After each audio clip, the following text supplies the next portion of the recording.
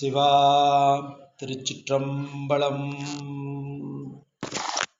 அருந்துணையை அடியார்தம் அல்லல் தீர்க்கும் அருமருந்தை அகம் ஞாலத்து அகத்துள் தோன்றி வரும் துணையும் சுற்றமும் மற்றும் விட்டு வான்புலன்கள் அகத்தடக்கி மடவாரோடும் பொருந்தனை மேல் வரும் பயனை போகமாற்றி பொது நீக்கி தனை நினையவல்லோர்க்கு என்றும் பெரும் துணையை பெரும்பற்ற புலியூரானை பேசாத நாளெல்லாம் பிறவானாளே.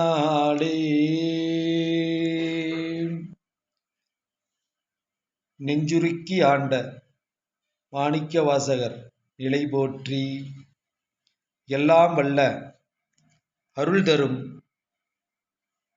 சிவகாமி அம்பாள் உடனுரை ஞான வடிவமாகிய தில்லை சிவானந்த பெருமான் கருணையே பொருந்திய திருவடிக் கமலங்களை மனம் மெய் மொழிகளால் பணிந்து வணங்கி அடியேனை ஈர்த்து ஆட்கொண்ட அருள்மிகு திருக்கொடி மாடச் செங்குன்றோர் பாகம்பிரியால் உடனுரை மாதொருபாகனார் செங்கமல கருணையே வடிவான அருள் திருவடிக் கமலங்களை போற்றி பணிந்து வணங்கி குருவின் குருவருளாலும் மாதொருபாகனாருடைய பெரும் கருணையினாலும் இன்று சிவனடியோ சிந்திப்போம் வலைத்தளத்தில் திருவாசகம் பூவல்லி கொய்வாமோ என்ற 13வது தலைப்பில் 6, 7, 8 ஆகிய பாடல்கள் சிந்தனைக்கு எடுத்து நாம் உணர்ந்து கொள்ள எம்பெருமானுடைய திருவருள் கூடியுள்ளது. சிவா திருச்சிற்றம்பலம். அரசனே அன்பர்க்கு அடியினேன் உடைய அப்பனே ஆவியோடு ஆக்கை புரை கனிய புகுந்து நின்று உருக்கி பொய்யிருள் கடிந்த மெய்ச்சுடரே திரைபொறாமன்னும் அமுதத்தென் கடலே திருப்பெருந்துறை உரை சிவனே உரை உணர்வு இறந்து நின்று உணர்வது ஓர் உணர்வே யான் உன்னை உரைக்குமாறு உணர்த்தே. எம்பெருமான் திருவருளால் இன்று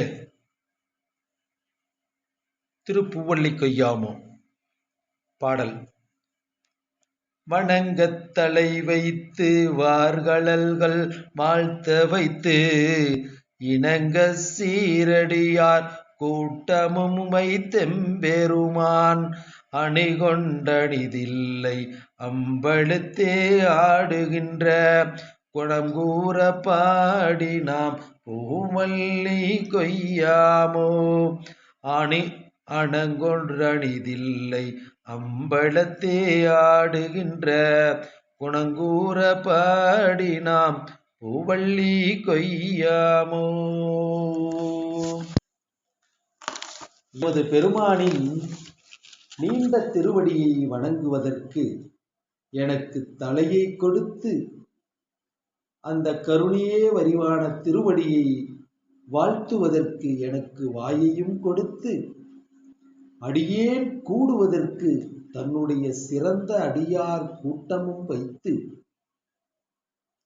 அன்னை சிவகாமியோடு அழகிய தில்லையம்பலத்தில் அவனது அழகிய தில்லையம்பலத்தில் அருள்நடம் செய்கின்ற அவனது அருட்குணத்தை மிகவும் பாடி நாம் பூவை கொடியினின்றும் கொய்வோம், பூவை கொடியினின்றும் கொய்து எம்பெருமானுடைய திருவடிக்கு சாற்றி வழிபடுவோம் என்பதாக பாடல் அமைந்துள்ளது. எம்பெருமானுடைய தில்லை திருச்சபையில் எம்பெருமானுடைய திருவடனமானது அவனது ஆனந்த தாண்டவம், பாஞ்சாட்சர நமசிவாய மந்திரத்தை நமக்கு அப்படியே உணர்த்துகிறது. நா என்பது எம்பெருமானுடைய திருவடியையும், மா என்பது வயிறையும், சி என்பது தோளையும், வா என்பது முகத்தையும், யா என்பது முடியையும், எம்பெருமானுடைய பஞ்சாக்கர மந்திரத்தை, எம்பெருமானுடைய திருநடன கோலத்தை தரிசிக்கும் போது இந்த பாஞ்சாட்சர மந்திரத்தை எண்ணத்தில் வைத்து எம்பெருமானுடைய திருநடனத்தை தரிசோமானால் நமக்கு பெரும் பேறு கிட்டும். அதாவது இங்கு வாழ்த்துவதற்கு வாயும் வணங்குவதற்கு தலையும் வைத்ததை மணிவாசக பெருமான் சிறப்பாக அருளியுள்ளார். ஆதலால் வாழ்த்துவதற்கு வாய் இருந்தால் போதாது, வணங்குவதற்கு தலை இருந்தால் போதாது, அவனை நினைப்பதற்கு மனமொன்று வேணுமல்லவா, அவனருளால் அவன்தாள் வணங்கி என்பது போன்ற அந்த இறைவனை நினைப்பதற்கு மனத்தில் நமக்கு தோன்றக்கூடிய எண்ணத்தை இறைவன் அருளினால் மட்டுமே நாம் அந்த எண்ணத்தை வைத்து வழிபட முடியும். ஆகையால் மனத்தை தனக்கு வைத்தமையும் மாணிக்கவாசக பெருமான் அருளியுள்ளார். இங்கு முக்கரண வழிபாடு சிறப்பாக கூறப்பட்டுள்ளது. இவ்வழிபாடுகள் எல்லாம் நிலைத்ததற்கு சீரடியார் கூட்டம் துணை செய்யும் என்பதாகும். அடியார்களுடைய கூட்டத்தில் இருத்தலே நலம் என்று மாணிக்கவாசக பெருமான் சிவபுராணத்திலும் அருளியுள்ளார். போக்குவாய் என்னை புகுவிப்பாய் நின் தொழும்பில், போக்குவாய் என்னை போடான்னு சொல்லி என்னை புகுவிப்பாய். எங்கு புகுவிப்பாய்? அடியார் திருக்கூட்டத்தில் உடையார் உந்தன் நடுவில் இருக்கும் அருளை புரியாய் பொன்னம் பிளத்தும் பெருமானே என்று கூறியது போல அடியாருடைய நடுவில் என்னை எடுக்க வைத்தாய். என்ன அடியார்? எந்த அடியார் கூட்டத்தில் நடுக்க வைத்தார்? தன்னுடைய சிறந்த அடியார் எம்பெருமானுடைய திருவடி ஒன்றே சிந்தையில் வைத்து துதிக்கும் தன்னுடைய மெய்யடியாருடைய திருக்கூட்டத்தில் என்னை நான் நிலைப்பதற்கு தங்களுடைய சீரடியார் கூட்டம் துணை செய்யும் என்பதை இங்கு அருளியுள்ளார். அடுத்தபடியாக வாழ்த்த வாயும் நினைக்க மடநெஞ்சும் தாழ்த்த சென்னியும் தந்த தலைவனை சூழ்த்த மாமலர் தூவி துதியாதே வீழ்த்தவா வினையேன் நெடுங்காலமே என்று திருநாவுக்கரசர் இங்கு அருளியதையும் நாம் இங்கு நினைவு கூறலாம். இதையேதான் மாணிக்கவாசக பெருமான் வணங்கத் தலை வைத்து வார்கழல் வாய் வாழ்த்த வைத்து இணங்கத் தன் சீரடியார் கூட்டமும் வைத்து என்று இங்கு மாணிக்கவாசக பெருமான் அருளுகிறார். அதையே அப்பர் பெருமானும் வாழ்த்தவாயும் நினைக்க மடநெஞ்சும் என்று அருளியுள்ளார். இங்கு முக்கரண வழிபாடு என்பது மனம், மெய், மொழி ஆகியவற்றை குறிப்பிடுகிறார். அடுத்த பாடல் நெறி செய்தருளி தன் சீரடியார் பொன்னடிக்கே குறி செய்து கொண்டென்னை ஆண்டபிரான் குணம் பரவி முறி செய்து நம்மை முழுதுடற்றும் பலவினையை பிரி செய்தவா பாடி புகுமல்லி கொய்யாமோ முறி செய்து நம்மை முழுதுடற்றும் பலவினையை பிரி செய்தவா பாடி புகுமல்லி கொய்யாமோ. எனக்கு நல்ல வழிகாட்டி தனது சிறப்பு பொருந்திய அடியார்களது பொன் போன்ற திருவடிக்கே எப்படி எனக்கு நல்ல வழிகாட்டி. மாணிக்கவாசக பெருமான் சிவபெருமானிடம் கூறுகிறார், பெருமானே எனக்கு நல்ல வழிகாட்டி தங்களுடைய சிறப்பு பொருந்திய அடியார்களுக்கு தங்களது சிறப்பு பொருந்திய அடியார்களுக்கு என்று கூறுகிறார். இறைவனுடைய சிவபெருமானுடைய சிவகணங்களாகவே அடியார்கள் இருக்கிறார்கள். ஆதலால் தனது சிறப்பு பொருந்திய அடியார்களது பொன் போன்ற திருவடிக்கே, இறைவனுடைய பொன் போன்ற திருவடியையும் அடியார்களது திருவடியையும் இங்கே ஒப்புமைப்படுத்தி அருளியுள்ளார் மாணிக்கவாசக பெருமான். ஆதலால் அடியார்களை எப்படி வணங்கி மனம் மொழி மெய் கருவி கரணங்களால் அடியார்களது திருவடியை எப்படி வணங்க வேண்டும் என்பது நாம் இங்கு அறியப்பெறுகின்றோம். ஒரு அடியார் ஒருவர் நமது வீட்டிற்கு நமது இல்லத்திற்கு வருகிறார் என்றால் அந்த அடியாரை எப்படி வரவேற்க வேண்டும் என்றால், அவர் நமது கண்ணுக்கெட்டிய தூரத்தில் வரும் பொழுதே நம்மளுடைய இரு கைகளையும் தூக்கி சிறமேல் குவித்து, சுவாமி, அடியார் பெருமக்களே, அடியார் பெருமானே, தாங்கள் எனது இல்லம் தேடி வருகை புரிவதற்கு நான் என்ன தவம் செய்தேன், இறைவனுடைய திருவருள் என்று அடியார்களது முகம் கோணாமல் அவரை நமது இல்லத்துக்கு அழைத்து பாத பூஜை செய்து அடியாரை நமது இல்லத்தில் அமர வைத்து உபச்சாரம் செய்து வணங்கி குடும்பத்தில் உள்ள அனைவரும் அவரது பாதத்தை போற்றி பணிந்து திருவமுது வழங்கி அவரை வழியெடுக்கும் போது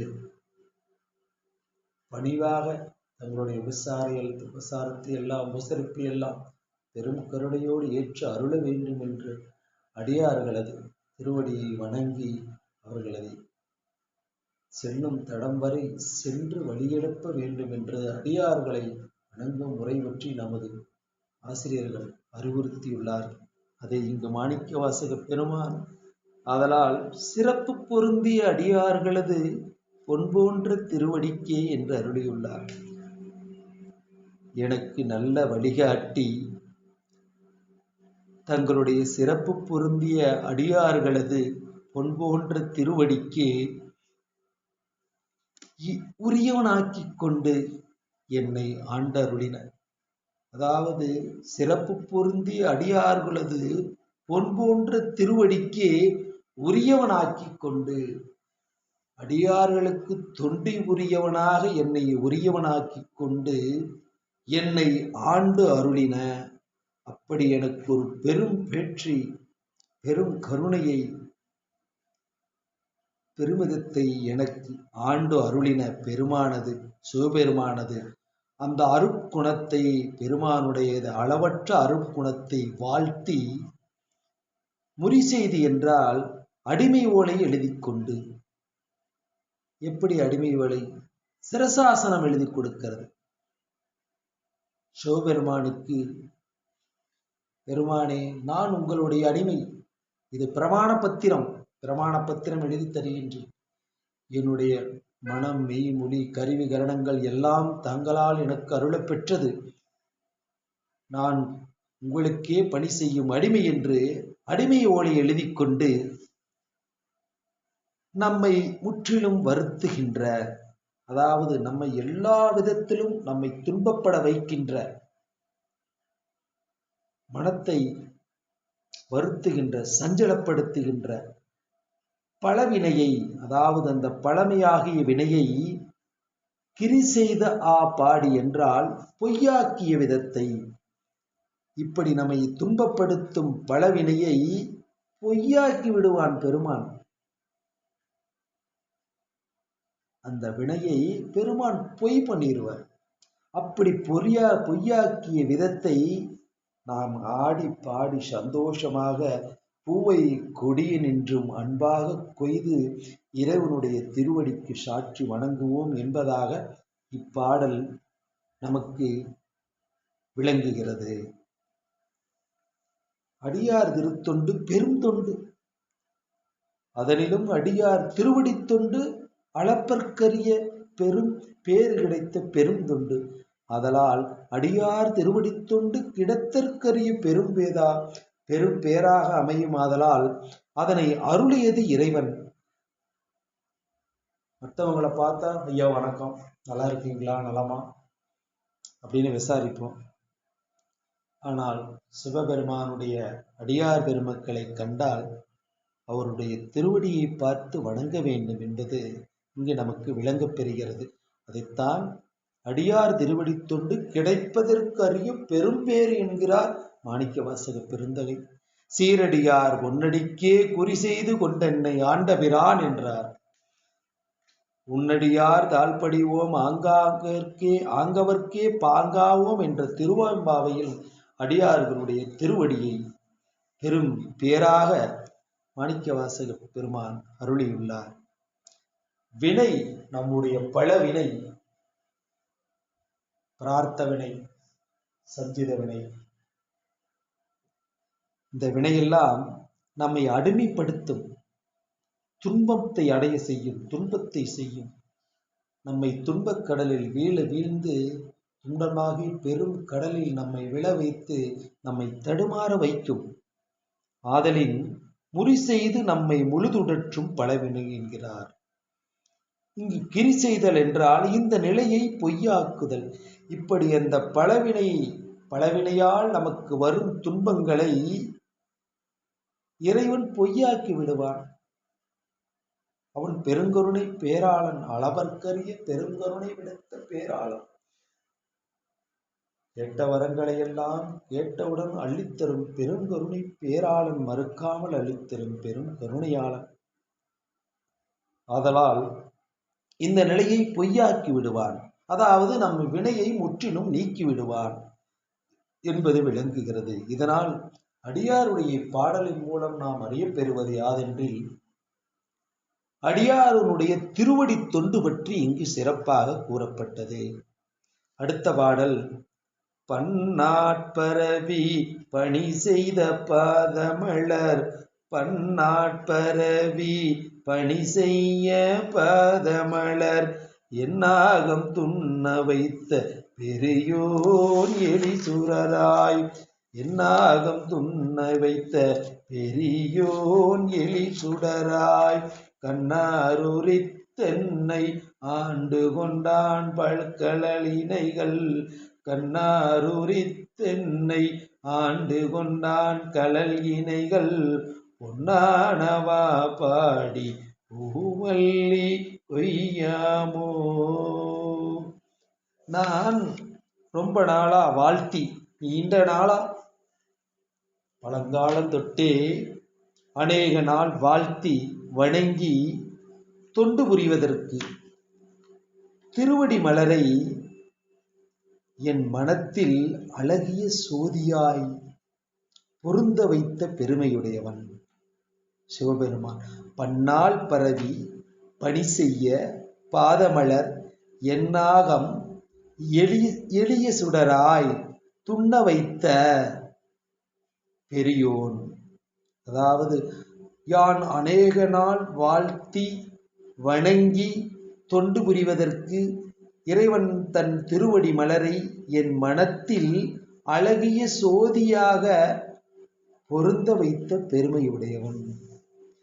இறைவா, அந்த இணை கலல் இரும் திருவடியை மாணிக்கவாசகருடைய மனத்தில் அழகிய சோதியாக பொருந்த வைத்தானாம்.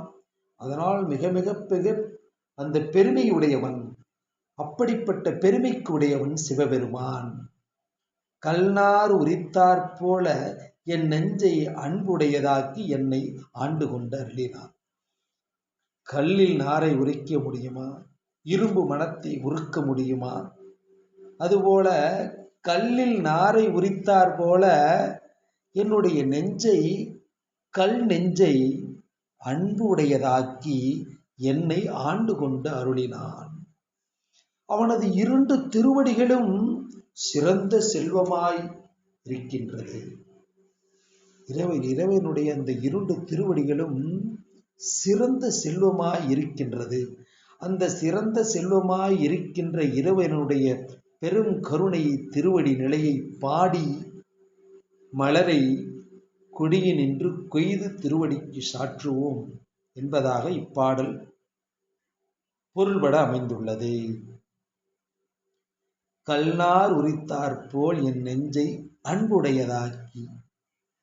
மாணிக்கவாசக பெருமான் சிவபுராணத்தில் கூட விலங்கு மனத்தால் விமலா உனக்கு கலந்து அன்பாகி, விலங்கு மனத்துடைய அடியேன் விமலா, அடியேன் விலங்கு மனத்தால் உடையவன், விலங்கை போன்ற மனத்தை உடையவன் விமலா பெருமானே, உனக்கு கலந்து அன்பாகி, நான் உன்னில் கலந்து அன்பாகி என்று கசிந்து உள்ளுருக என்று பாடியுள்ளார். அந்த கலந்து அன்பாகி, அந்த அன்பே வடிவமாகிய சிவபெருமான் கலந்து உருகுவதற்கு அந்த அன்பை எனக்கு பெரும் கருணையோடு வழங்கினான் என்பதாக பாடல் அமைந்துள்ளது. இறைவன் அடியாரை பாடுவிப்பதில் பெரும் விருப்பமுடையவன். பன்னாள் பரவி பணி செய்ய என்றார். சுந்தரர் பெருமான் திரு ஆரூரில் எம்பெருமானை தரிசிக்க சென்ற பொழுது அடியார் திருக்கூட்டத்தை வணங்காமல் ஒரு அவசர நிலையில் பெருமானை வணங்க சென்ற பொழுது விரண்மண்டனாயார் யாரவன், அடியார்கள் புடைசூழ அமர்ந்திருக்கும் அடியார் திருக்கூட்டத்தை வணங்காமல் உள்ளே பெருமானை வணங்க செய்யும் யார் இவர் என்று கேட்ட பொழுது அவர் சுந்தரர், எம்பெருமானுடைய தோழர், தம்பிரான் தோழர் என்று மற்ற அடியவர்கள் சொன்னதற்கு யாராக இருந்தாலும் அடியார் கூட்டத்தை வணங்காமல் பெருமானை துதிக்கச் சென்றதால் அவரை அடியார் திருக்கூட்டத்திலிருந்து விலக்கி வைக்கின்றோம் என்று கூறினார். அதற்கு சிவபெருமான் சுந்தர பெருமானிடம், அப்பா சுந்தரா, நீ வரும்பொழுது அங்கு இருக்கிற அடியார் கூட்டத்துல பணிந்து வணங்கி அவருடைய திருவடியை வணங்கிட்டு வந்திருக்க கூடாதா? அப்படி நீ திருவடி வணங்கிட்டு வராம என்ன வணங்குனதுனால அவங்கெல்லாம் உன்னை உரம் ஒதுக்கி விட்டாங்கப்பா. நீ என்னுடைய நண்பன் அப்படின்னு சொன்னதுனால என்னையும் ஒதுக்கி வைக்கிறாங்க. ஏப்பா சுந்தரா, அவங்கள போய் முதலுக்கு பாடி துதித்து வணங்கி அவர்களிடம் நல்ல பேர் வித்துக்கிட்டு வாப்பான்னு சொன்ன உடனே, சுவாமி, என்னவென்று பாடுவேன், என்னவென்று ஓதுவேன், எப்படி என்று கேட்டதற்கு சுந்தரருக்கு சுவாமி, தில்லை வாழந்தனர்தம் அடியார்க்கு அடியே திருநீலகுண்டத்து உயவனார்க்கு அடியேன் என்று அடியெடுத்து கொடுத்த பெருமான் அல்லவா? ஆதலால் இறைவன் அடியாரை பாடுவிப்பதில் பெரும் விருப்பமுடையவன். பன்னாட் பரவி பணி செய்ய பல நாட்கள் இறைவனுடைய அடியார்களுடைய திருவடியை பரவி பணிந்து பணி செய்ய என்றார். நாயேனை தன்னடிகள் பாடுவித்த நாயகனை என்று முன்னரும் அருளியுள்ளார். இறைவன் உள்ளத்திலே சோதியாய் தோன்றுவான் என்கிறார். எழில் சுடராய் என் ஆகம் துண்ண வைத்த என்றார். என் மனத்துள்ளே எழுகின்ற சோதியே என்றும் மாணிக்கவாசக பெருமான் அருளியுள்ளார். இங்கே இறைவனது கருணையே வடிவான அருள் திருவடிகளின் பெருமை கூறப்பட்டுள்ளது. அடியார் பெருமக்களையும் அன்பர்களையும் மனதாலும் மெய்யாலும் மொழியாலும் பணிந்து வணங்கி இறைவனுடைய திருவருளால் இன்று திருவாசக அருளுரையில் இவ்வளவு இந்த அளவிற்கு பெருமானுடைய திருவருளால் நிறைவு செய்கின்றோம். அடுத்த தொடரில் சந்திப்போம். வான்முகில் வளாது பெய்க மணிவளம் சுரக்க மன்னன் கோன்முறை அரசு செய்க குறைவிலாதுயிர்கள் வாழ்க நான்மறை அறங்கள் ஓங்க நற்றவம் வேள்வி மல்க மேன்மைகொள் சைவ நீதி விளங்குக உலகமெல்லாம் மேன்மைகொள் சைவ நீதி விளங்குக உலகமெல்லாம். கரகர பார்வதி பதையே, ஹரஹர மகாதேவா. தென்னாடுடைய சிவனே போற்றி, எந்நாட்டவர்க்கு இறைவா போற்றி. ஏகம்பத்துரை எந்தாய் போற்றி, பாகம் பெண்ணுரு ஆனாய் போற்றி போற்றி.